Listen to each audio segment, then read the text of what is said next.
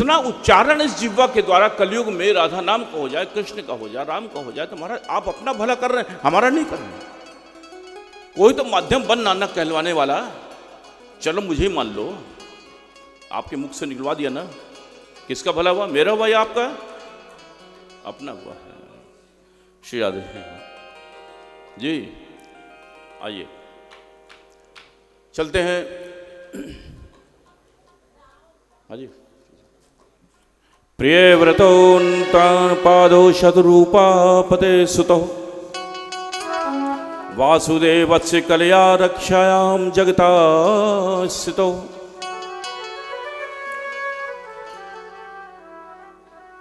महाराज मनु और शत्रुपा की 5 संतानों का वर्णन हम कल की कथा प्रसंग में कर चुके, जिनके यहां 2 पुत्र और 3 कन्याओं ने जन्म लिया। 2 पुत्र कौन से हैं? 3 पुत्रियों का मैंने तो आपने बता दिया, जिक्र किया है, देवहूति, आकुति और प्रसूति। 2 पुत्र हुए हैं, उत्तानपाद और प्रियव्रत। इस प्रकार से ये 5 संतानें महाराज मनु और शत्रुपा की ये हुई हैं। जिन देवहूति का विवाह महाराज दक्ष के, देवहूति का विवाह महाराज कर्दम ऋषि के साथ होता है, जिनके यहाँ 9 मानस 9 कन्याओं ने जन्म लिया, और उन 9 कन्याओं का विवाह महाराज ब्रह्मा जी के 9 मानस पुत्रों के साथ होता है, जो जिस प्रकार जैसे वशिष्ठ, अत्रि जो गोत्र है महाराज, कश्यप ऋषि, इन सभी ऋषियों से उनका विवाह होता है। आगे चल करके ऐसी सृष्टि आगे बढ़ती चली गई धीमे धीमे, और हम लोग आज परिणाम जानते, पूरे विश्व की संख्या अगर देखें तो कितनी हो गई है। पहले धरती में कुछ नहीं था, संख्या ही गन्ना के बराबर थी। तो हम लोग जो संतानें हैं, असली जो पिता है हमारे महाराज मनु, और माता जो है वो देवी शत्रुपा है। वहां से हमारा जन्म। मनु से मानव कहलाए। मैथुनी सृष्टि मीन स्त्री पुरुष के संयोग से जो संतान उत्पन्न होती है उसको बोलते हैं मैथुनी सृष्टि, महाराज मनु और शत्रुपा के द्वारा। फिर आगे ये सब आगे बढ़ता रहा, जनसंख्या बढ़ती रही, और आज पॉपुलेशन सभी जानते हैं, महाराज परेशान हो गए लोग, लेकिन चलो प्रभु सब बैलेंस भी करते रहते हैं। प्रेम से बोलो जय श्री राधे। तो महाराज मनु और शत्रुपा के 5 संतानों का वर्णन, देवहूति, आकुति, प्रसूति 3 कन्याएं, उत्तानपाद, प्रियव्रत 2 पुत्र हुए। मनु ने उत्तानपाद को ब्रह्मावर्त का शासन दिया संभालने के लिए, और स्वयं संन्यास लेने के लिए वन को प्रस्थान करते हैं। बहुत सुंदर कथा है यहाँ पर। महाराज उत्तानपाद, देखिए उत्तानपाद का अर्थ क्या है? उत्तान माने ऊपर, पाद माने चरण।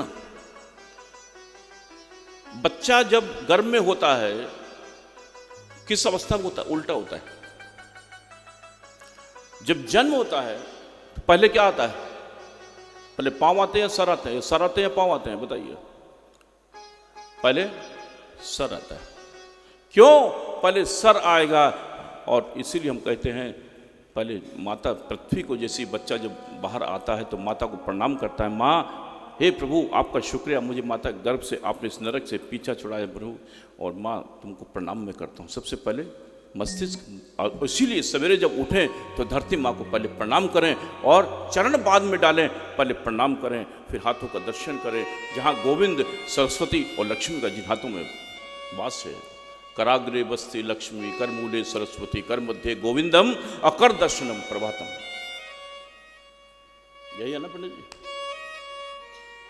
लक्ष्मी जी का दर्शन करें, गोविंद का दर्शन करें अपने हाथों का, और तब जाकर के हाथ को थोड़ा सा चेहरे पे थोड़ा पूरा करके, और तब जाके धरती पर पांव रखें। पता नहीं कितने पाप हमारे महाराज दिन भर में होते हैं, कितने जीव जंतु हमारे नीचे आ जाते हैं, हमें मालूम नहीं चलता, लेकिन वो अनजाने में होता है, लेकिन मर तो गया बेचारा, वो भी ना हो। जैन धर्म में ये बड़ी चीज विशेष है। जब जैन मुनि आते हैं बड़े बड़े, तो देखिए झाड़ू लगा के चलते हैं, बड़ा साफ रखते हैं सब कुछ आगे। इसलिए धरती माँ को पहले प्रणाम। तो उत्तान माने ऊपर, पाद माने चरण, जिसके चरण ऊपर हो, और सर यानी उत्तान। ये समस्त जीव मात्र जिसने भी जन्म लिया वो समस्त उत्तानपाद है। उत्तानपाद के अर्थ मैंने बता दिया। उत्तानपाद के महाराज दो पत्नियां होती हैं, सुरुचि और सुनीति। सुरुचि जो अपनी इच्छा के अनुसार चले उसको कहते हैं सुरुचि, और जो सुनीति जो नीति पर चले, जो धर्म पर चले, जो पति को परमेश्वर मानने वाली, ऐसी महाराज पत्नी को कहते हैं सुनीति। पति को कितनी परमेश्वर मानने वाली, हाथ जरा उठाना। तो चुप हो गई माता, डर गया कि पूछना नहीं, ज्यादा नहीं पूछेंगे महाराज, कुछ नहीं, विषय दूसरा हो जाएगा श्रीराध के। कल हमने एक बात भी कही, आप लोग को मतलब पता नहीं चलता, अपने नौकर या बेटे के नाम लेते सीधे बुला देती हैं। तो सुरुचि जो अपनी रुचि के अनुसार चले, अपनी बात को कटवा कर, अपने पति की बात को कटवा करके अपनी बात को मनवा ले, वो सुरुचि। जैसे सती के चरित्र में, जैसे बाद में रामकथा सुनी वो अलग बात है, बाद में ढल गई, लेकिन पहले क्या था, भगवान शंकर और सती में नहीं बनी ना।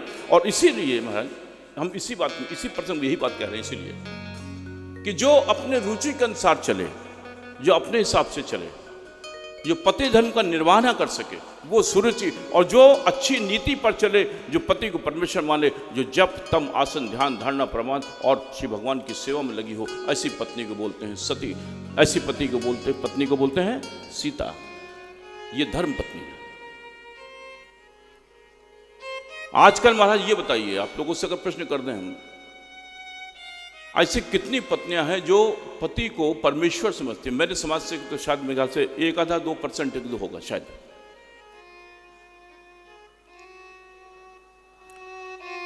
ऐसी पत्नियां पसंद है आजकल की महाराज, कहना बड़ा दोबार है, बहुत मुश्किल है, कि ऐसी पत्नी लोग पसंद करते हैं कि जो सुरुचि हो, भोग विलास हो। भोगी पत्नी चाहिए सबको महाराज, पतियों को पति धर्म का निर्वाह और जब भगवान की भक्ति और जब तक हो रहा वाली पत्नी किसी को नहीं चाहिए। हम छत्तीसगढ़ में कथा कर रहे थे, इसलिए दादाजी रायगढ़ की बात बता रहा हूं, मारवाड़ी समाज में वहां कथा हो रही, तो वहां पे एक जोड़ा आया, विवाह ज्यादा समय नहीं हुआ था, पति पत्नी दोनों मिलने आए। जिसे कथा समाप्त होते मिलने के लोग आ जाते बाद में समाधान लेने के लिए। तो कहने लगे महाराज हम लोगों में दोनों में बड़ा टेंशन रहता है। कहता क्यों भाई, टेंशन किस बात का? कहने लगे जब देखो ये व्रत रखती है और बस अब आप तो समझदार हैं। हमने भाई मुझे क्या पता, मैं क्या समझदार हूँ इस मामले, तुम जानो, अगर तुम्हारा मामला तो तुम जानो, मेरे पास क्यों लेके आ रहे हो? घर के लड़ाई झगड़े हैं तो अपना आप निपटाओ ना दोनों जाकर के। खैर समझ गया मैं भी, चलो कोई बात नहीं। कहने लगे भाई थोड़ा ऐसा है, भगवान ने तुम्हारा कर्जा तो नहीं लिया ना? देखिए जरूरत से ज्यादा धर्म और जरूरत से ज्यादा पूजा भी घर के अंदर, वो भी मतलब लिमिट से ऊपर कोई भी चीज हो वो खराब है। हर चीज लिमिट में हो, हर चीज का डेमोक्रेशन लाइन जरूर करें कि अपनी लाइफ के अंदर ये सीमा रेखा, इसके हमें पार नहीं जाना, जरूर खींचेगा। ज्यादा धर्म ज्यादा व्रत पत्नी के लिए या पति के लिए एक खामखा अपनी गृहस्थी को जानने वाली बात है, एक टेंशन एक तनाव देने वाली बात है। तो चलते हैं महाराज। तो ऐसी पत्नी किसी को पसंद है? कैसी पत्नी पसंद है महाराज आजकल? तो पति महाराज उठा है सो करके, एक कप चाय का प्याला हाथ में लिए, पहले अपनी एक घूंट भरी चुस्की ली पहले, फिर पति को कहा जो महाराज तुम भी पी लो। पहले अपना पी के देख लिया। ये पति धर्म की बात कर रहा हूं, देखिए क्या हो रहा है। लीजिए महाराज आप भी पीजिए। पति महाराज धन्य हो गया, कहने की क्या पत्नी मिली महाराज, क्या बात है। एक हाथ में सिगरेट का कश मार रही, अपना भी ये दूसरा पति को मुंह में दिया, कहने मैं तो जीवन ही धन्य हो गया महाराज, उससे ज्यादा और बड़ी क्या बात होगी।